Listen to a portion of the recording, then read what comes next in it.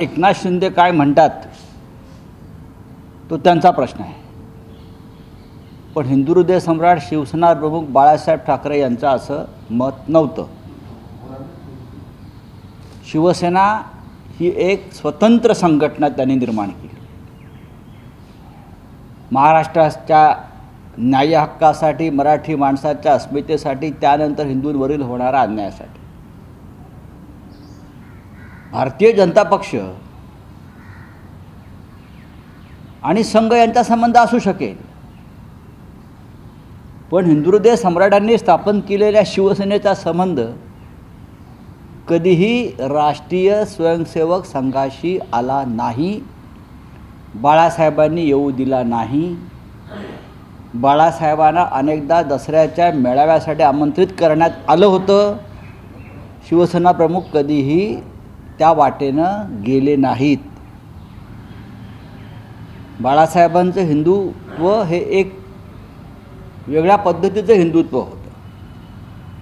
हिंदुत्व हेच आमचं राष्ट्रीयत्व किंवा राष्ट्रीयत्व हे आमचं हिंदुत्व,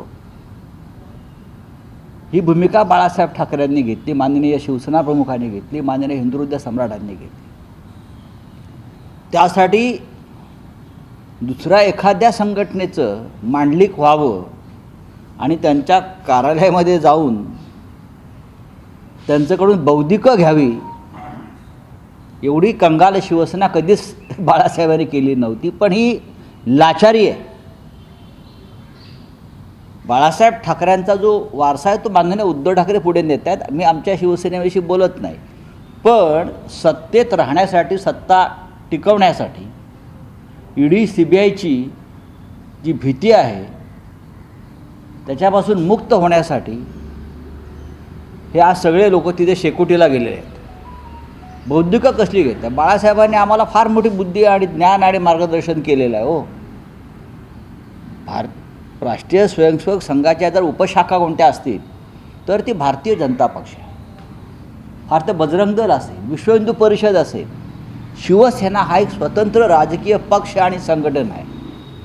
तुम्ही आमची घटना पाहू शकता.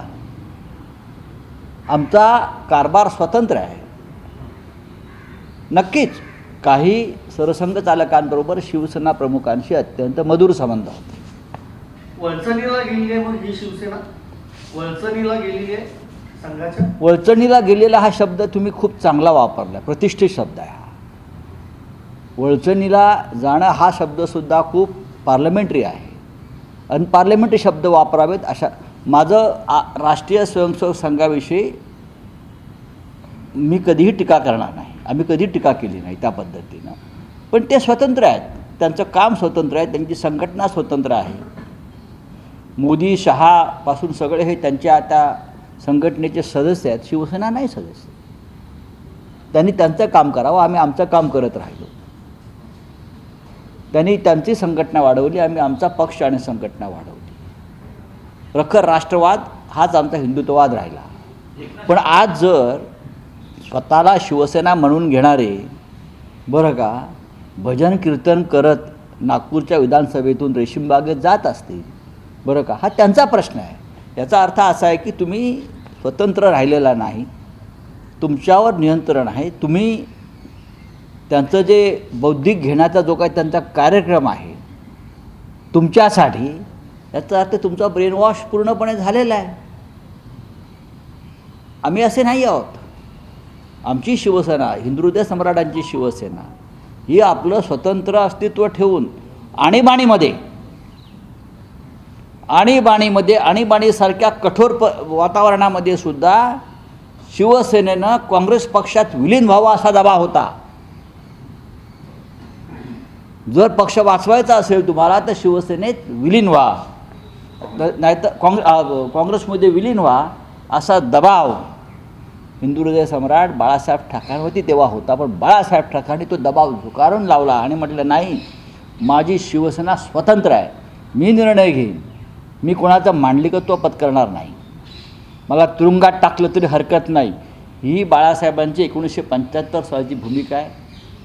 त्याच्यामुळे हे जे सांगतायत शिवसेना आणि संघाची विचारधारा एक आहे, हिंदुत्व हा धागा असू शकेल, पण विचारधारा एक नाही.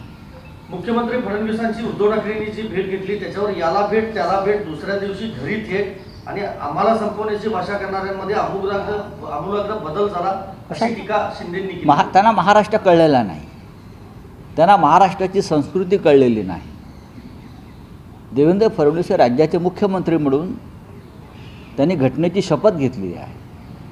माननीय उद्धव ठाकरे राज्याचे माजी मुख्यमंत्री आहेत, ते विधिमंडळाचे सदस्य आहेत, ते या राज्यातले आणि देशातले महत्त्वाचे नेते आहेत आणि राज्याच्या महाराष्ट्राच्या मुख्यमंत्र्यांना शुभेच्छा देणं ही आपली परंपरा आहे. मग हाच जर प्रश्न त्यांनी मग देवेंद्र फडणवीसांना विचारला पाहिजे. त्यांनी त्यांच्या बॉसला, देवेंद्र फडणवीस त्यांचे बॉस आहेत, त्यांनी त्यांच्या बॉसला विचारायला पाहिजे. कारण शपथ घेण्याआधी माननीय देवेंद्र फडणवीस यांनी उद्धव ठाकरे यांच्यासह 4 माजी मुख्यमंत्र्यांना फोन करून शुभेच्छा घेतलेल्या आहेत. मग त्यांनी हा जो प्रश्न उद्धव साहेबांविषयी निर्माण केला आहे तो त्यांनी देवेंद्रजींना विचारला पाहिजे की मालक, त्यांचे मालक आहेत ना, ते मालक तुम्ही उद्धवजींना फोन का केला?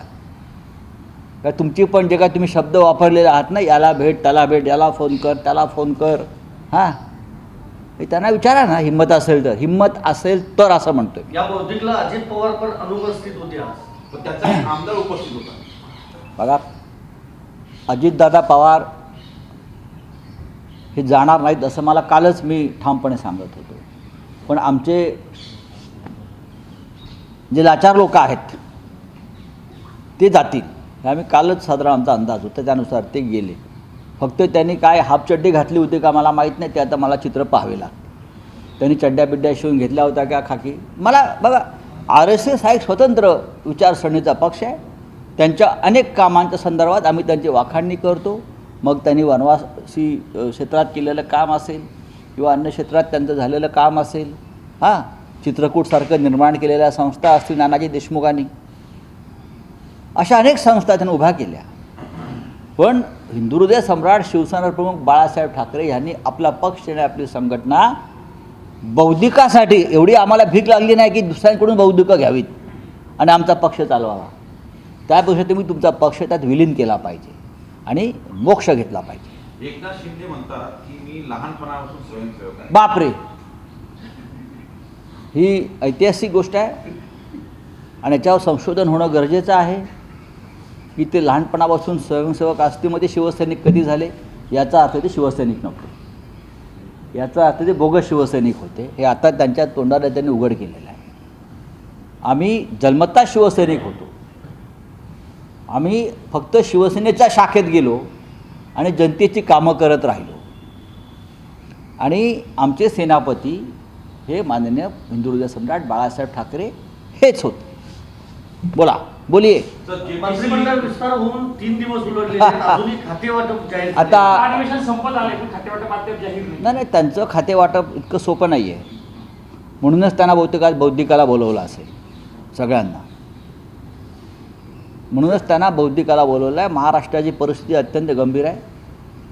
डॉक्टर आंबेडकरांच्या अपमानासंदर्भात महाराष्ट्रामध्ये ठिकठिकाणी आंदोलनं सुरू आहेत, देशात आंदोलनं सुरू आहेत. काल संसद ठप्प झाली, आज विधानसभेतसुद्धा पुन्हा तो प्रश्न येईल. पण कायदा सुव्यवस्था हाताळायला, लोकांचे प्रश्न हाताळायला सरकारमध्ये मंत्री असले तरी जबाबदाऱ्या नाहीत.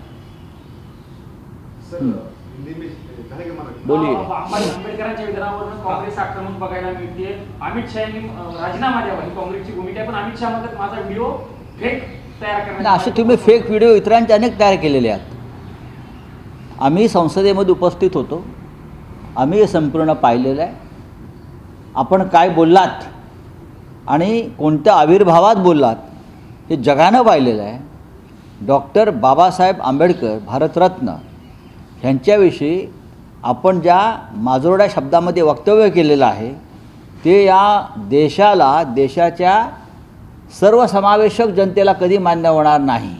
एक लक्षात घ्या, आंबेडकर देव नाहीत ही त्यांची भूमिका होती. आम्ही आंबेडकरांना देव मानतो. ज्यांनी समाज कल्याणासाठी इतका मोठा त्याग आणि संघर्ष केला, वंचित पीडित समाजाला ज्याने मातीतून शिखरावर नेलं, अशी व्यक्ती ही देवच असू शकते. आमच्या हृदयामध्ये त्यांचं स्थान हे देवाचंच आहे आणि ते राहील. जर अमित शहाचं नसेल ते त्यांच्या पोटातून ओठावरती आलं. परभणी प्रकरण गाजतंय, शरद पवार जात आहेत, शिवसेनेचे कुणी नेते तिथं जाणार आहेत आता आम्ही मुंबईत गेल्यावर माननीय शरद पवार साहेब अधिवेशनासाठी दिल्लीत आहेत, त्यानंतर जातील.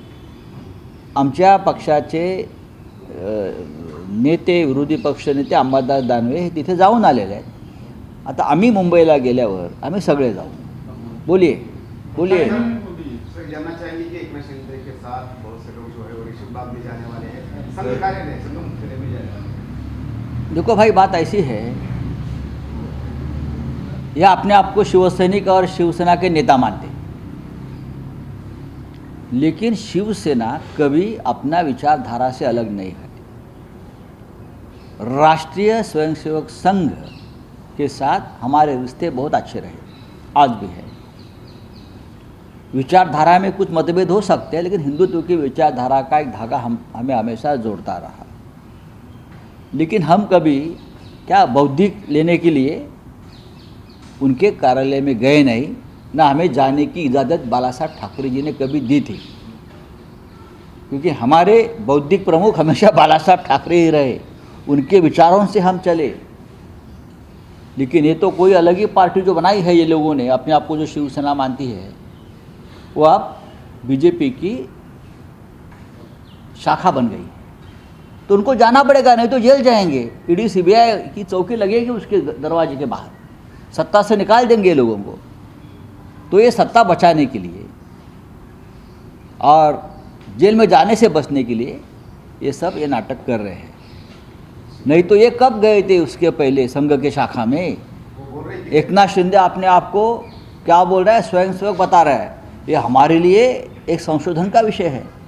जो व्यक्ति हमारे साथ 25-30 साल तक रहा, हमने उनको इतने बड़े बड़े पद दिए, वो अपने आप को शिवसैनिक नहीं बोलता है तो स्वयंसेवक मानता है.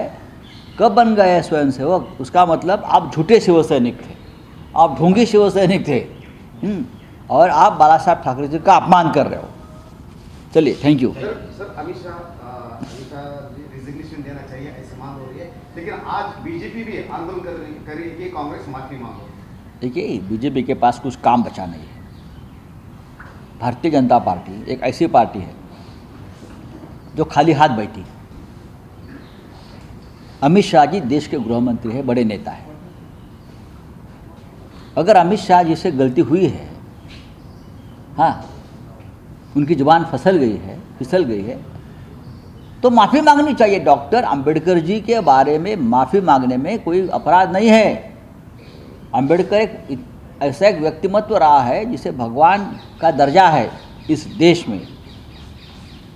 और अमित जी कहते हैं अंबेडकर अंबेडकर अंबेडकर, उससे अच्छा तो आप भगवान का नाम लेते. जिस व्यक्ति ने इस देश के पिछड़े हुए वंचित लोगों को, हाँ, मिट्टी से उठाकर शिखर तक पहुंचाया, प्रतिष्ठा दी, वो भगवान है, भगवान से भी बढ़कर है. उसके बारे में आपके मुंह से गलत शब्द निकला है, गलती से बोलो, तो आपको माफ़ी मांगना चाहिए. वीडियो भी गलत तरीके से ऐसा नहीं होता है. सदन में लोग उपस्थित थे, हमने देखा है. वो जिस स्टाइल में बोल रहे थे उसे कहते हैं मस्ती. चलो, थैंक यू. देश विदेशातील प्रत्येक घडामोडींचे लाईव्ह अपडेट मिळवण्यासाठी आता साम टीव्हीच्या सर्व सोशल मीडिया प्लॅटफॉर्मला लाईक, फॉलो आणि सबस्क्राईब करा. तसंच सर्व नोटिफिकेशनसाठी बेल आयकॉन प्रेस करायला विसरू नका.